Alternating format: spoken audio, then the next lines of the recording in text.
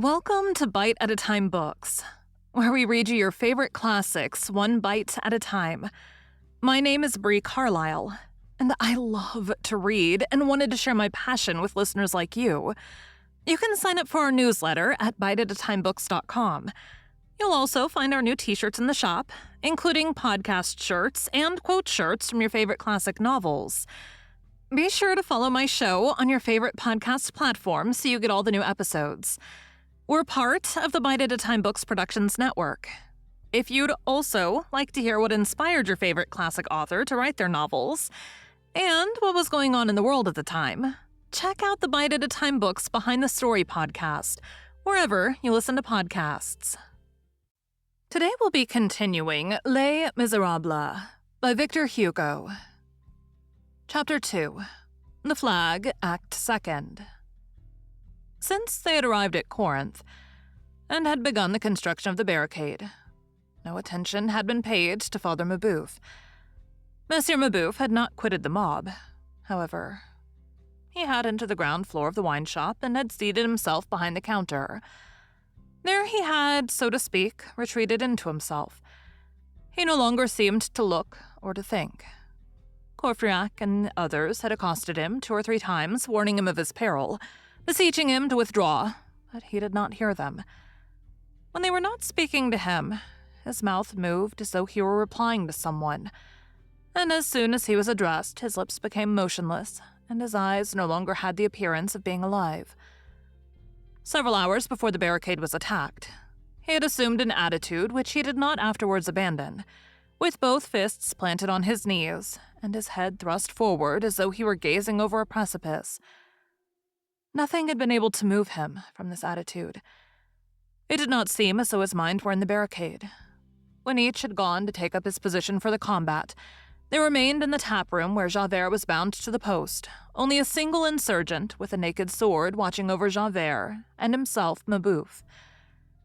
At the moment of the attack, at the detonation, the physical shock had reached him, and had, as it were, awakened him.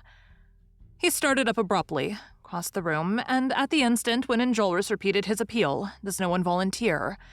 the old man was seen to make his appearance on the threshold of the wine shop. His presence produced a sort of commotion in the different groups. A shout went up. "It is the voter! It is the member of the convention! It is the representative of the people!" It is probable that he did not hear them. He strode straight up to Enjolras, the insurgents withdrawing before him with a religious fear.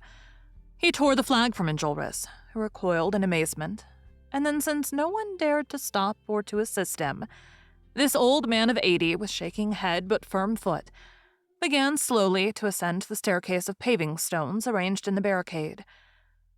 This was so melancholy and so grand that all around him cried, "Off with your hats!"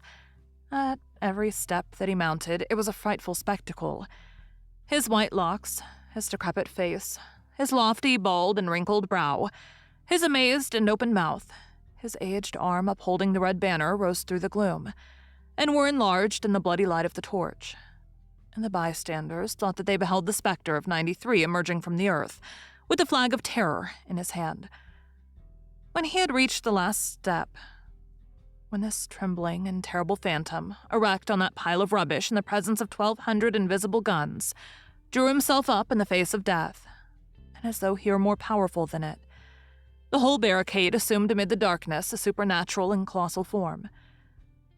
There ensued one of those silences which occur only in the presence of prodigies. In the midst of this silence, the old man waved the red flag and shouted, "Long live the Revolution! Long live the Republic! Fraternity, equality, and death!"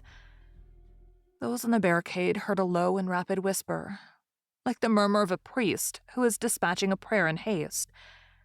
It was probably the commissary of police, who was making the legal summons at the other end of the street. Then the same piercing voice which had shouted, "Who goes there?" shouted, "Retire!" Monsieur Mabeuf, pale, haggard, his eyes lighted up with the mournful flame of aberration, raised the flag above his head and repeated, "Long live the Republic!" "Fire!" said the voice. A second discharge, similar to the first, rained down upon the barricade. The old man fell on his knees, then rose again, dropped the flag, and fell backwards on the pavement, like a log, at full length with outstretched arms. Rivulets of blood flowed beneath him. His aged head, pale and sad, seemed to be gazing at the sky. One of those emotions which are superior to man, which make him forget even to defend himself, seized upon the insurgents, and they approached the body with respectful awe. "What men these regicides were," said Enjolras. Courfeyrac bent down to Enjolras' ear. "This is for yourself alone. I do not wish to dampen the enthusiasm, but this man was anything rather than a regicide. I knew him. His name was Father Mabeuf. I do not know what was the matter with him today, but he was a brave blockhead. Just look at his head."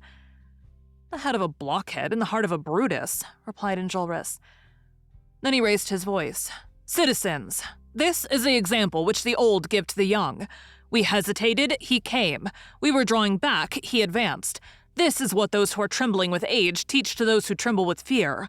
This aged man is august in the eyes of his country. He has had a long life and a magnificent death. Now let us place the body under cover, that each one of us may defend this old man dead as he would his father living, and may his presence in our midst render the barricade impregnable." A murmur of gloomy and energetic assent followed these words. Enjolras bent down, raised the old man's head, and fierce as he was, he kissed him on the brow.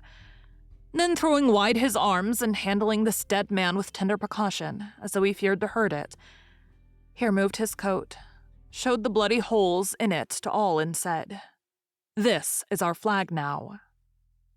Thank you for joining Bite at a Time Books today, while we read a bite of one of your favorite classics. Again, my name is Bree Carlile, and I hope you come back tomorrow for the next bite of Les Miserables. Don't forget, you can sign up for our newsletter at biteatatimebooks.com. And while you're there, check out our t-shirt shop. You can look in the show notes or on our website, biteatatimebooks.com, for the rest of the links for our show. We'd love to hear from you on social media. You can find us everywhere at Bite at a Time Books.